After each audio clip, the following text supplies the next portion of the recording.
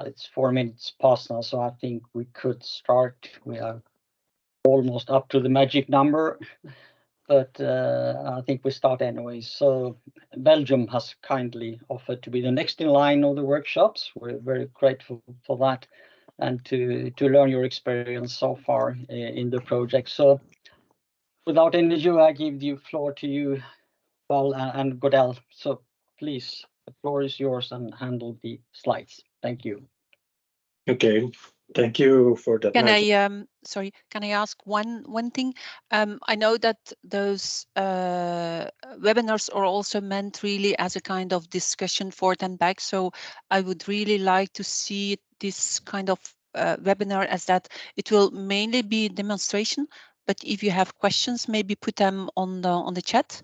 And then we will see afterwards if there are some discussions where we say maybe we should not publish in the recording, then we can take that out. I think that's maybe an important part to add.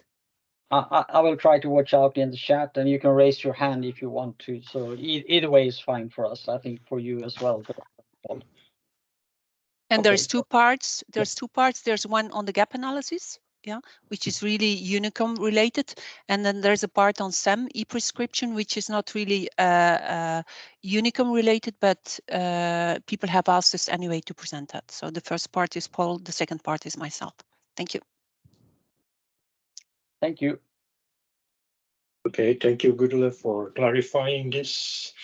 So welcome everybody. It's a pleasure to give this presentation.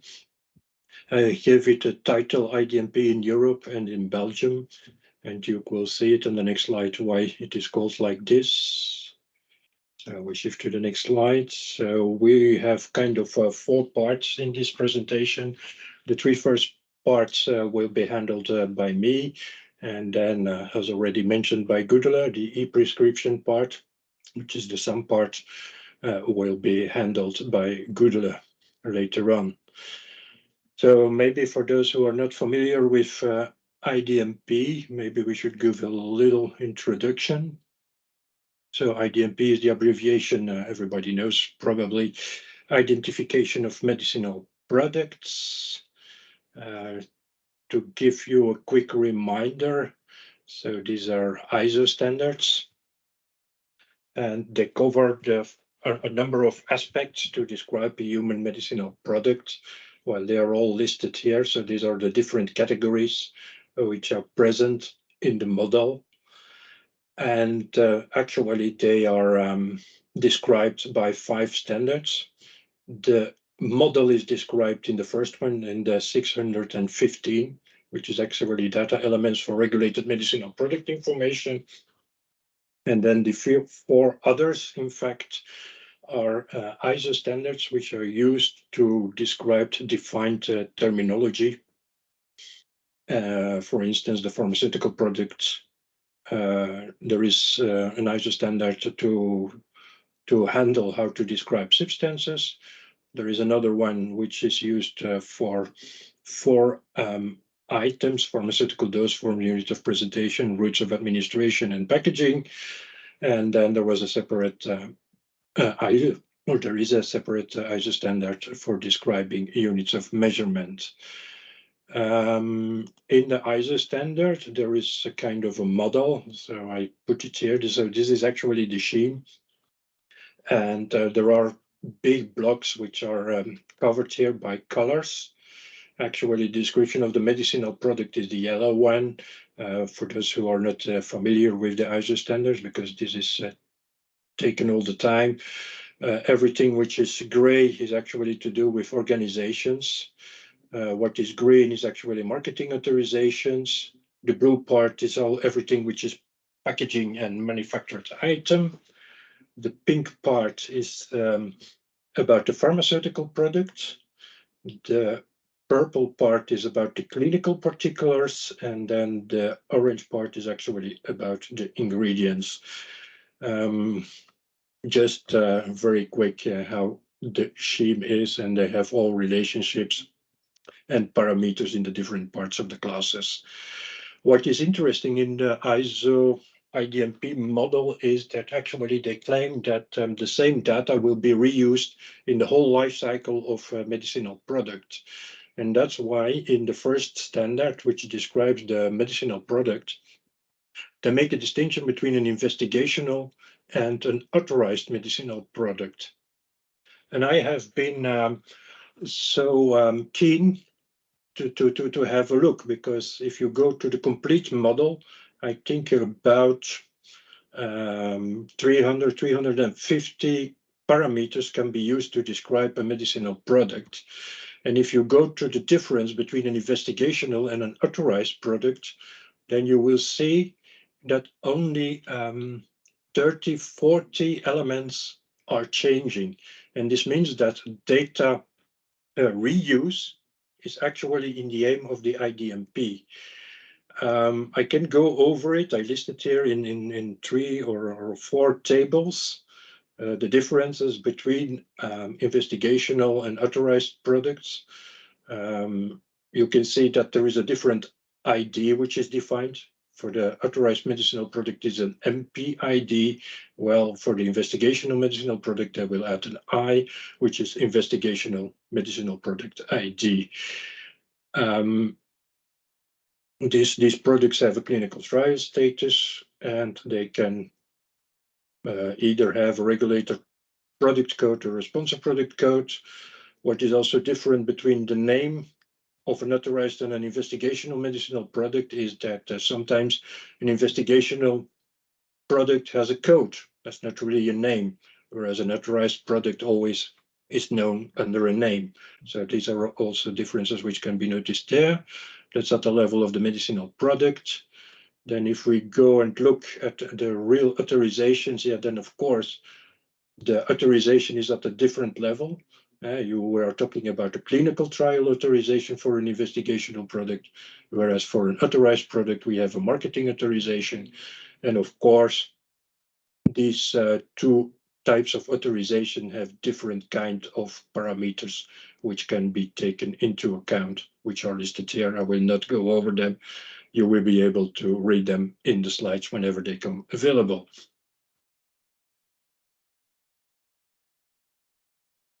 So what is also present in the model is a kind of a local authorizations, which in for the clinical trial authorization is a local clinical trial authorization, whereas the marketing authorization also allows within a country to have jurisdictional marketing authorizations.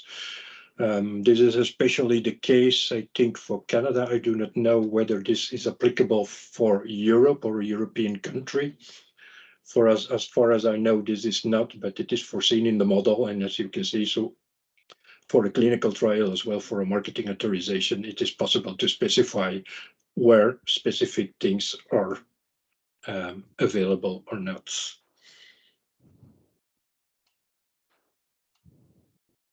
And of course, yeah, there are differences that clinical trial organization is issued by a regulatory authorization, marketing authorization as well. The clinical trial authorization is requested by a sponsor, whereas for a marketing authorization, this is a marketing authorization holder. And yeah, a sponsor can be an SME, a marketing authorization holder can or not be an SME. And then there are more elements which are present in an authorized medicinal product, which are listed here, which have to do with the marketing status and the different stages of a marketing authorization.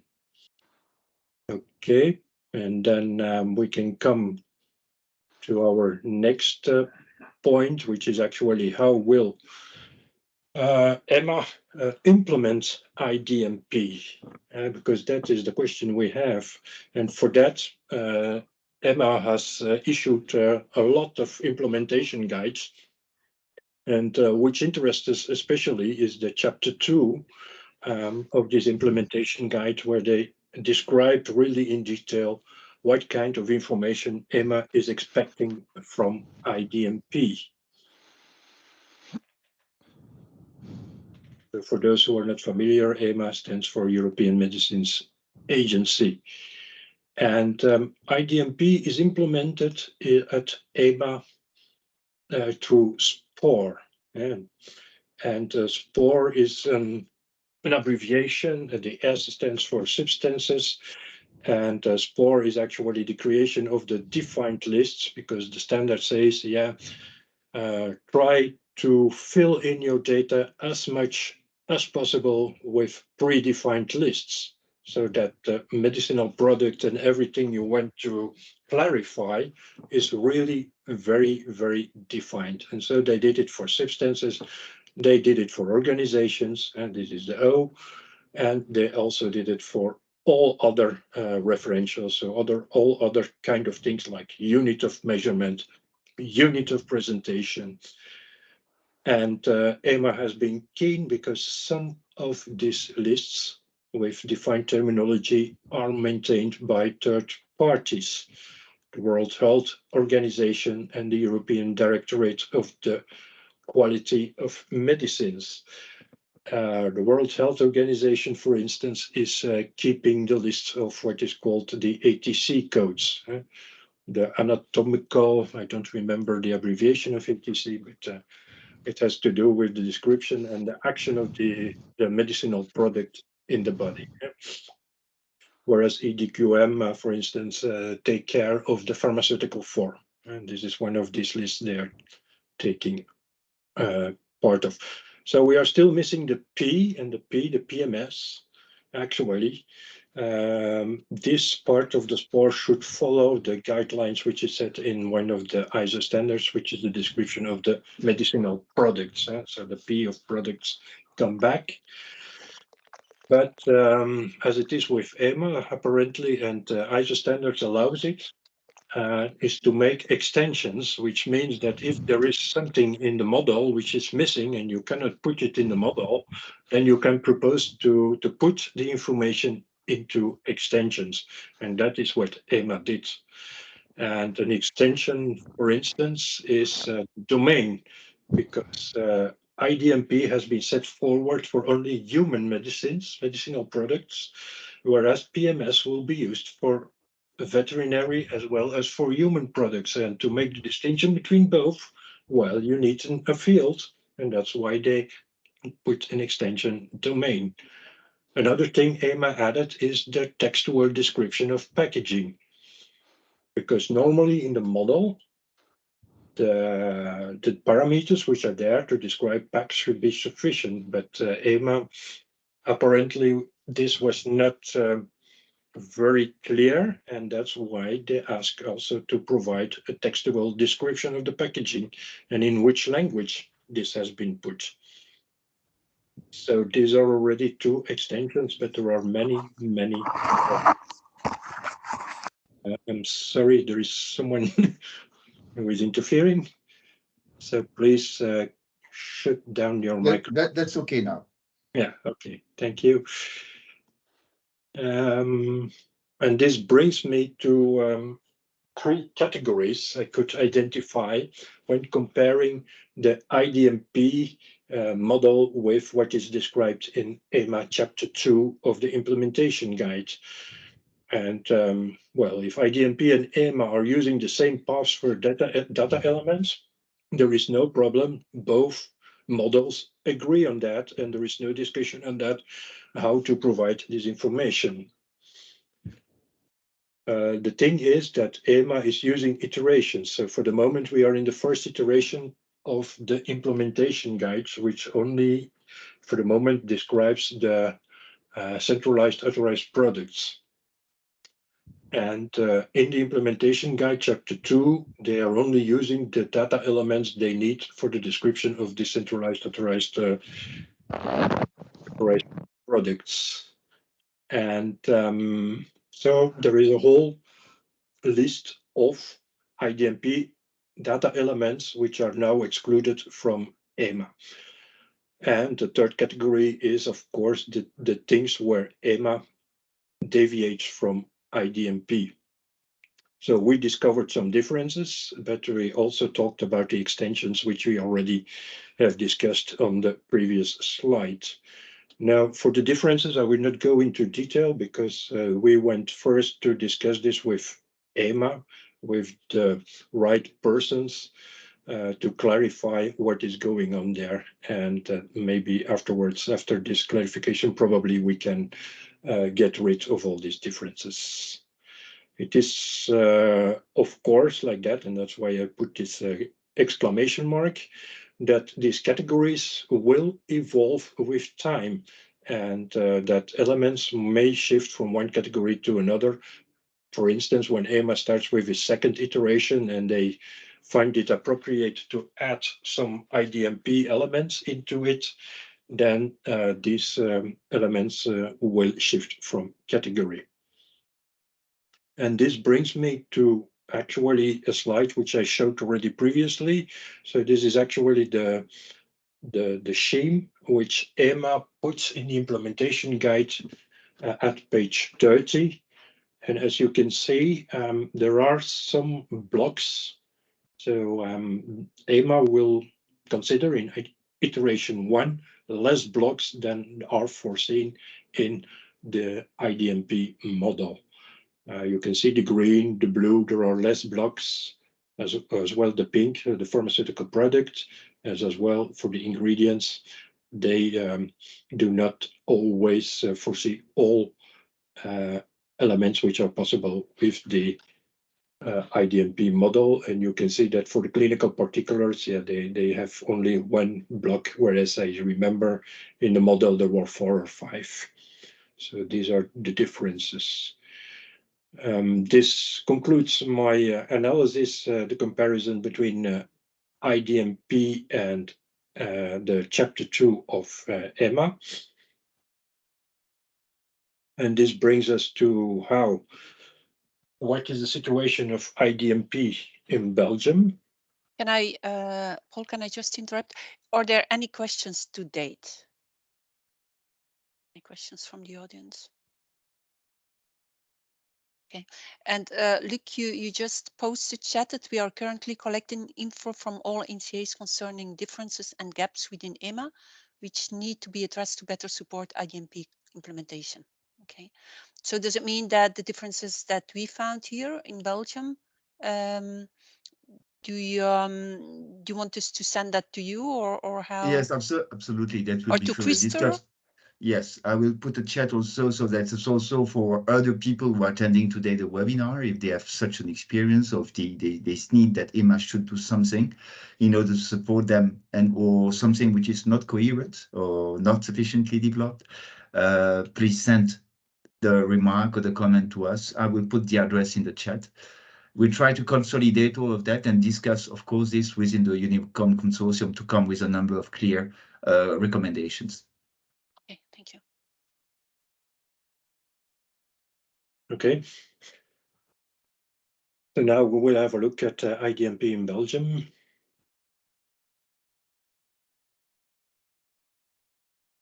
Okay. In Belgium, this means the Federal Agency for Medicines and Health Products, who is giving the authorization for both human and veterinary medicinal products in Belgium. We have a central system where we do the management of our medicinal products, the authorized medicinal products, which is called the Medicinal Product Management System, which is a new application which went into production in July last year.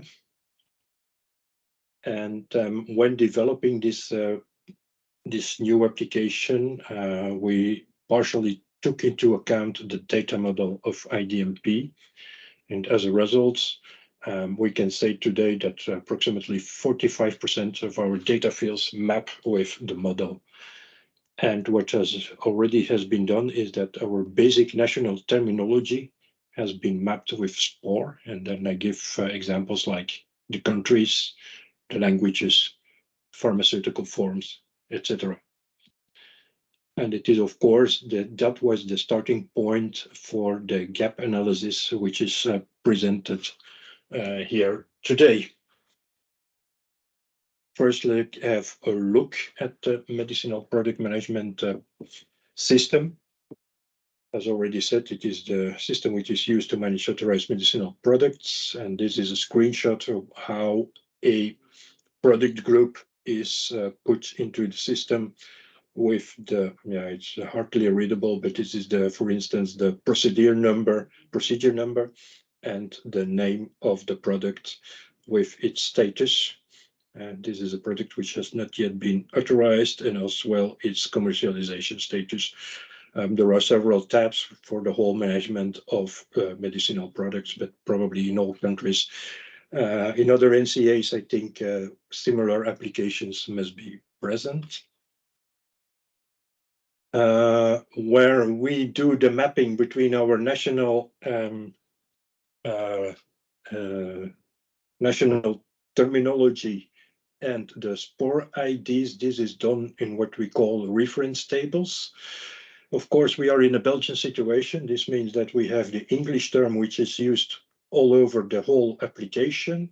But if we want to publish something to the outside world, we have the Belgian situation where every term needs to be translated into the 3 national languages of Belgium, which are French, Dutch, and German. And this is consistently for all these terms. There are also some abbreviations which are used in other systems, especially SAM. So they are also maintained here at this level, and as well the connection with the spore ID, which is shown here.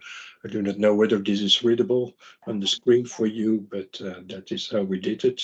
And so every single term of pharmaceutical form has been mapped with the corresponding spore ID.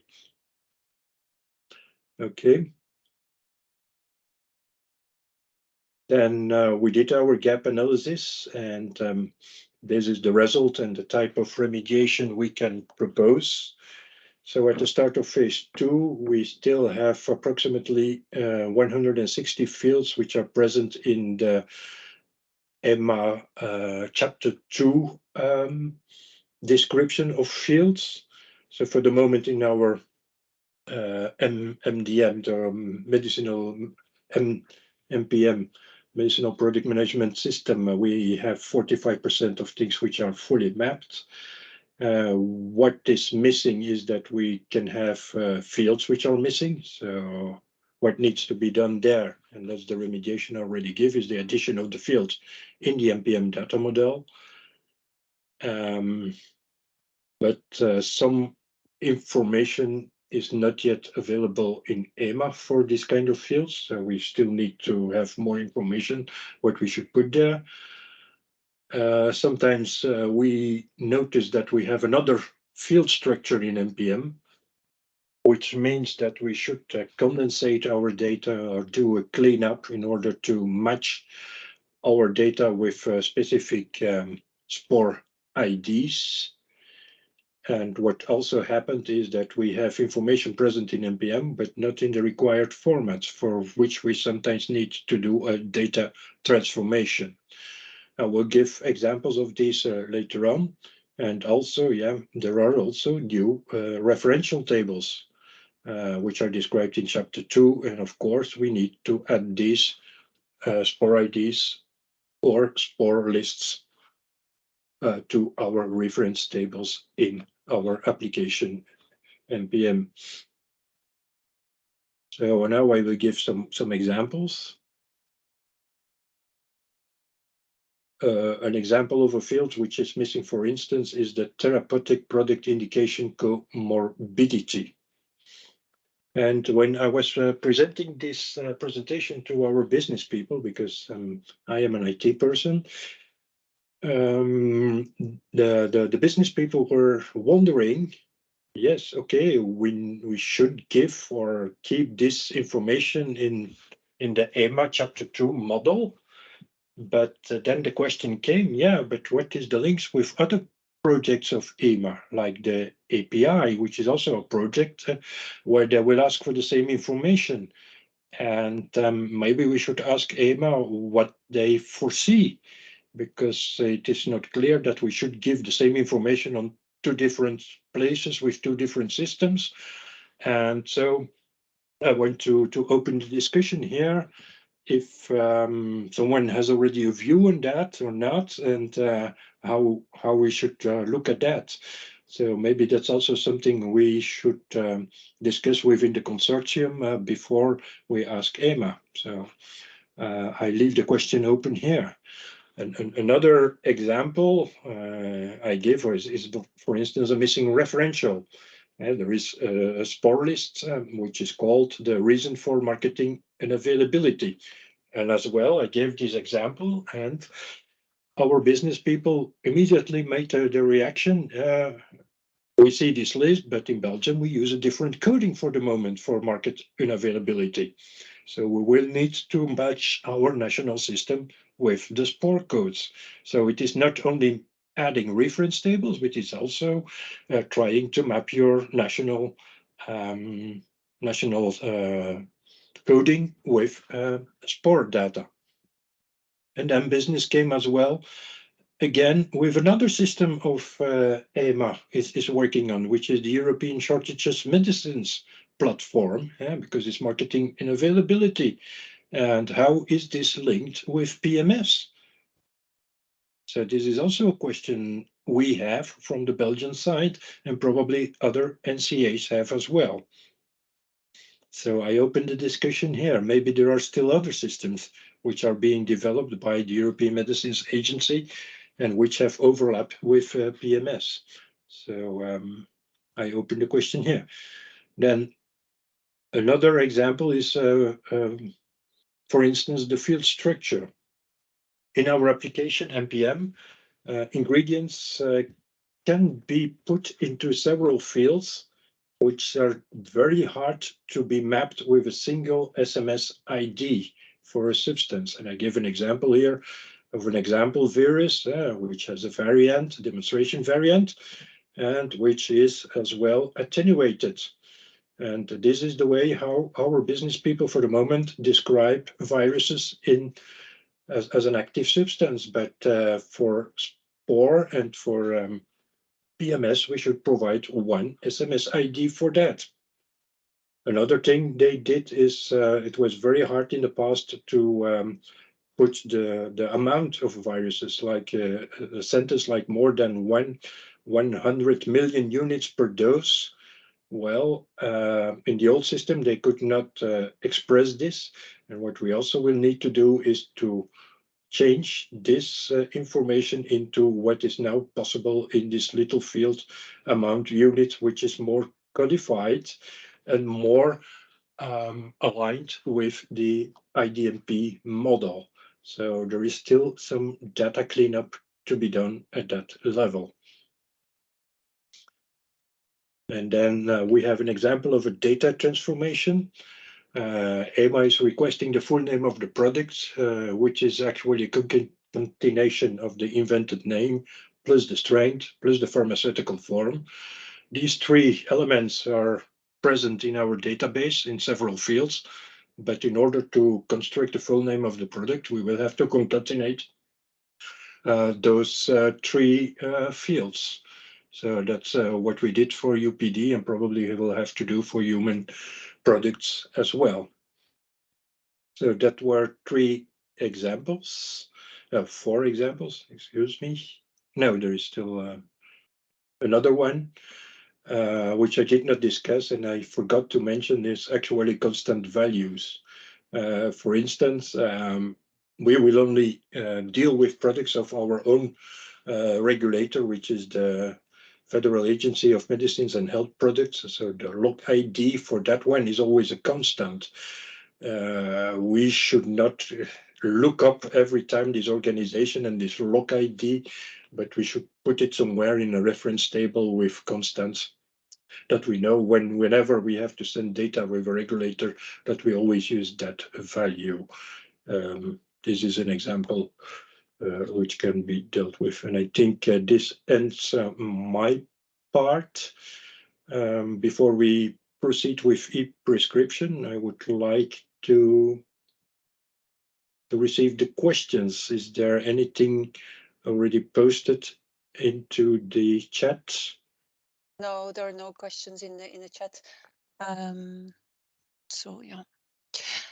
Maybe another question as well. As you have seen, Belgium works in different steps. We first migrate from our old system, already adapting our data model to a certain extent. Also the UPD, so because our agency is also responsible for the veterinary products, that helped us to align further with IDMP. And now we are taking the next step, having done the gap analysis, and then the question is how much will we, to what extent will we adapt our data model, and what will we put in our interface when talking between our system and the EMA systems. So, but there are other ways of doing it. You can make a full restart your data model from scratch, or remodel everything in one go. And I was a little bit curious how the other NCAs or what approach they are taking. Look, again, is that questions, information that we are collecting from the NCAs? Yes, definitely. That's also very, very pertinent, and which will feed us all the exploitation strategy of that we are doing within UNICOM. So that's really, really good. Okay. Sorry, yes. Yeah, well, I see a question. Karin has a hand up. Karin? Hello, and thank. Yeah, I saw it was also a question in chat, but I just take the floor now. Thank you for the presentation. I think you have, of course, touched on many interesting topics and how to relate, for example, to the RMS lists and the different lists and keeping track on overlaps. And so I think, yeah, you have started to find some issues, and I'm sure there are others, so we should continue looking. I was just thinking of one thing that I don't think is a problem of what you raised, which would be good. I don't think this is my opinion, others might have others, but for the EPI and connected to the PMS, I mean, for just the indication, for example, as one data element. Of course, there are other data elements in the SPC, in the EPI, which is duplicated. For example, the name and strength and pharmaceutical form, of course, is and let's see how EMA will continue with that project, of course, in collecting details for the EPI in relation to the data fields used in the PMS. It would be really good if we could come forward in the future to reuse data and connect the data. But for this specific time in the project, it's the full SPC which goes into the EPI. So far it's kind of separated. But of course, it's interesting for the future to see if we can reuse data and have it granular enough to use the data from PMS to also feed into the EPI and the way back. But for now, I think it's really kept as two separate projects. So you will have to kind of use the same data in different contexts, so to say. But that was also the remark from the business was, Karin, that for EPI, that there seemed to be some good alignment also with sport, etc. The other one, what's it again? ESMP, they were not so certain that there was a good alignment. But yeah, I wouldn't say there's any alignment today. I mean, there is just one project, which is the EPI project, dealing with the SMPC and package leaflet and text, of course, going into new structure, the fire standard structure, but it's so far kept, I would say, separately. So separately from I mean, the data fields, we in the best of worlds, you could reuse data from the data fields in PMS. If you have a data field for something, it could go and be reused, for example, when you built up your EPI, your SMPC, electronic SMPC or package leaflet. But for now, that is not what is happening so far. But there are some ideas, especially from Sweden, actually, on working on more granular way of dealing with the product information documents, like the electronic PI. But for now, it's totally separated. Yeah, it will require a certain transition period. Huh? Once we have probably good data in PMS, then exactly. maybe, Maybe then 5-10 years from now, let's see what happens. Oh, let's hope that's it's why. a bit Yes, faster. let's. But I don't think, but let's see. Let's see. Okay, thanks a lot. Any more questions or comments? You have a question in the chat. Will all the information be in several languages? What information? The information from Belgium or from EMA or from? Yeah, I was thinking, this is Jean-Michel speaking from Novartis. I was thinking about, medicine product name, for example, which now is in different languages. If we look at SMPC or package leaflet, and which is used in XEVMPD, for example, are you considering to have this for some of your data feeds and have English as the most common language for all your database? You're talking about the Belgian data, huh? Yes, the Belgium data. Okay.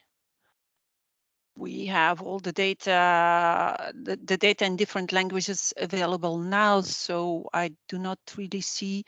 Alain, do you have some comment on this? Yes, I have. The thing is that in our current application, we have everything, in fact, in 4 languages. So we keep everything in French, Dutch, English, and German. And most cases, even German sometimes not. But yeah, normally we will pass everything in English, I suspect. But that's not definite, not sure, not 100% sure. The logic seems or should be English, passing all the data. On the other hand, of course, we have our Belgian legislation, and as a governmental agency, for example, when we publish an application or create an application, we are asked by both the communication department and I assume the law department to have that application in at least 3 languages, which is mainly then French, Dutch, and English. But that is the next presentation on SAM. We also publish our medicinal product, not just to. It's just in the future probably we will sync with Europe, but already today we feed national databases, and that I would like to show in the next. And I don't see how we can feed only in English for the national data. No. Yeah, for Europe that's a different item, but for Europe, national, yeah. At EMA level, I think that's going to be much fine and very fine to do it in English. For the SAM, for instance, our national part, there we need to feed in. I think we feed in definitely 2, but I'm not sure for the 3rd. But I think in 3 languages. I think in 3 medicinal data, geneesmiddelen database, medicinal database is in English as well. Yeah. Yeah. Okay. Shall we start? And is that an answer, Jean-Michel? Thank you very much. Yeah. Okay. Good. Then I'll start the presentation on SAM, and then let me see. There we go, and present. Sorry, is there another question in the chat regarding the previous part? No, it's just a further comment, but go ahead. Okay, good. Right. Oh, sorry. Excuse me. Start again. Okay.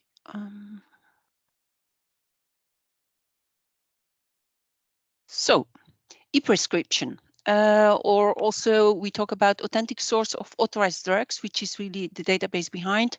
Let me skip a few slides and show you the overall model, how data is exchanged, and then I will come back to the initial part. So this is what we mean with SAM. This is really the base from where electronic prescriptions are done. SAM is fed by several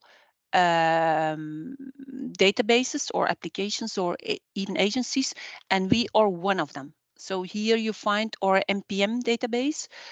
So the MPM Medicinal Products Management database that Paul was referring to. Yeah.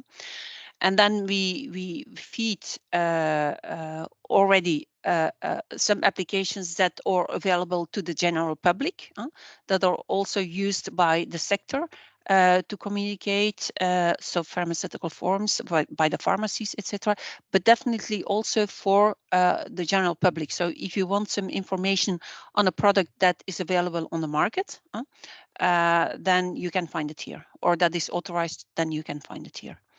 And there's also other institutions that feed some. But now let me go back to the first slide. So SAM, the authentic source of drugs authorized for the Belgian market. So it's just the Belgian market, okay? Because the FAMHP, that's the agency for Belgium, for the Belgian market. SAM version 2, so SAM is mandatorily used as of the 1st of January 2020, so over 3 years now, for electronic prescriptions. So, for example, when I go to see some doctor and they are prescribing medicine, they put it on my ID card. I go to the pharmacy and they see what is on there, etc. So, electronic prescription. There are 3 main parts in there. A medicinal product definition part, and that information is provided by us, Federal Agency for Medicines and Health Products. That focuses on the medicinal information as is described in basically IDMP. Then you have a reimbursement law definition that is provided by another agency, RISIF INAMI. And then you have a last one that includes, that's the prices, the delivery environments, etc. So coming back to medicinal product definition,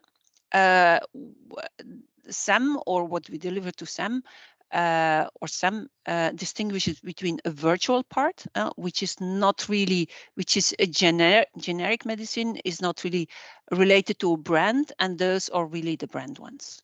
Yeah.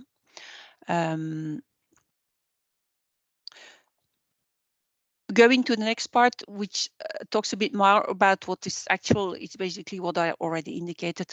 A virtual part, for example, amoxicillin 500 milligram capsule versus an actual part, flamoxin oplos tabletten.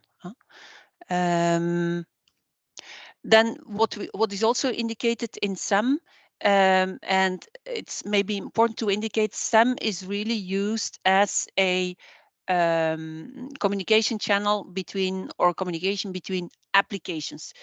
You can go and search it, yeah, when you go on the web, but that's not really what it is meant for. So it's not very user friendly either.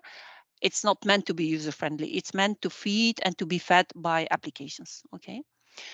But what you will also find there is the availability status. If, for example, a medicinal product is no longer commercialized, a symbol will indicate, okay, fine, no longer commercialized, with the reason for the end of commercialization, the impact, and some additional information.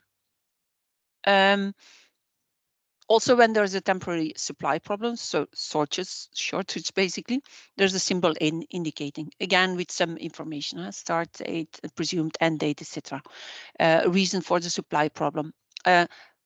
This information is provided normally by the sector themselves, but it comes back, it's provided by the sector, it comes back to our agency, and we look at, okay, is there any confidential information in there that we shouldn't publish, and otherwise we publish. And then we have this model again, what I'm showing here. So the FAMHP, we feed SAM with medicinal product information. It goes through another application inside FAMHP that somehow converts data or whatever. We put it available through REST service, so not SOAP, but REST service. We put it available, and basically SAM comes and collects the information that they need. Yeah. We also use our MPM to feed through the pharma status again an application that we call PharmaStatus, also a medicinal products database. Here you will find all the products that are authorized, yeah. And here basically you will find normally all the products that are commercialized. With again, there might be shortages, but that's indicated in both. Yeah. And here you have a communication module for the sector to communicate with the pharma. For example, there is a shortage, etc., and also a communication model to communicate with us. Going back to SAM, you have some other agencies or applications that are feeding SAM. For example, the Federal Agency of Economy, they provide the pricing information. The RECIF or INAMI, they go over which products will be reimbursed. And they also provide the legal information, and through yet another actor, it's being fed into SAM and fed vice versa. And all that basically then leads into feeding ePrescription. Alain, is there something that you would like to add? Or Gregory, if you're available? No, not really. Okay. Any questions? Maybe just the strength of the whole system is in fact also the communication from pharmacists and wholesalers that can give us back the supply problems, availability of some medicinal products, and also supply problems. Yeah, and that comes through here. Of commercialization also, yeah. Yeah. Also, when they stop commercializing some of their medicinal products. Yeah, this part, huh? Yeah. And we are informed on this through this communication channel here. Yeah. Yes. So yes, Gudule, can I give you some precision if about this presentation? Yes. When you're talking about the PharmaStatus, is the interface, the communication with the industry, between the industry and our database, internal database.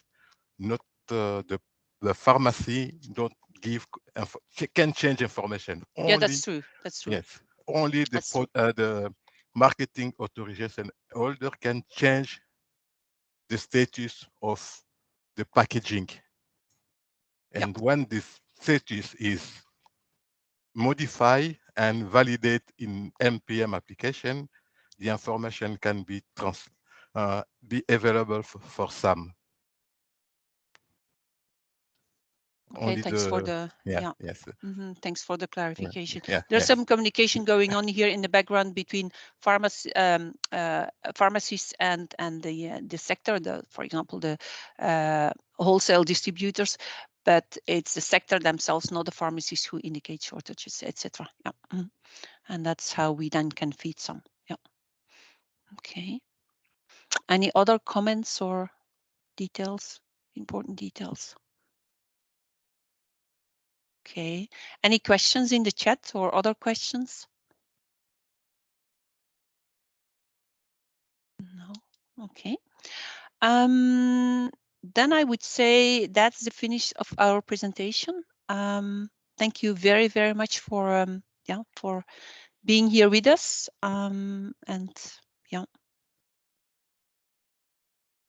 Luc, do you have any?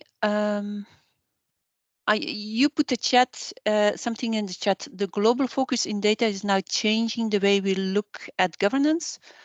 Projects used to be developed in silos. We need indeed to work with all related projects in order to reach an agreement on data governance process. Yeah, this will be part of UNICOM key recommendations. Yeah, yeah, that's a very nice, very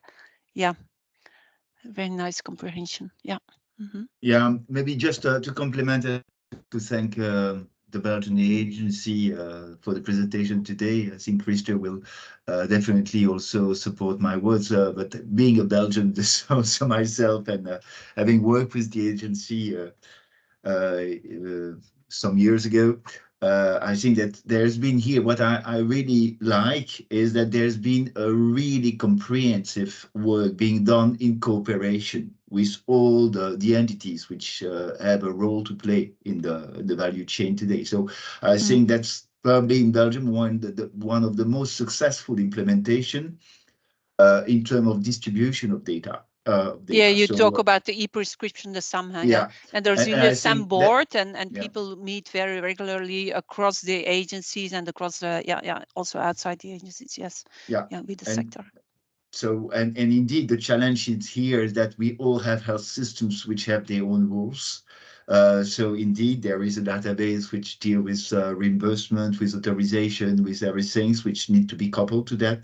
That will be the job of every single state. But indeed, we now need to couple that with a focus on data, which should be able to support a global simplification of the process and a much better integration. So what you showed us with the shortages is, I think, really, really interesting as a key example that we never, I think, up to now, Christer, we never discussed it before. So I think it's really interesting for all the NCA. But Christer, I leave you the floor to, of course, to further. If I can, maybe one last remark. Now, our next concern a little bit is that to keep data aligned between what we publish nationally and what we provide to Europe. So it's but yeah, normally that should work. Sorry, yes, Christer.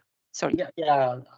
I have to support the words from Luke. It's really interesting to see if we could share experience in this way, because as I said, the organizations and the structure in the member states are quite different, and we provide data to the healthcare services in a different way in many member states. So it's good to see how it could be solved. And we really need this experience and exchange of information. So I hope we can continue throughout the project. It's now a bit more than a year left on this one, and it's also good to see that we have people from other member states not participate in the UNICOM for because the next step will be to share this information also with the member states not still here. As some of you know, we'll have a Swedish presidency meeting in May, where we will have a joint meeting between the IT directors of the all member states of the EU and the heads of medicines agencies. So this is an opportunity to make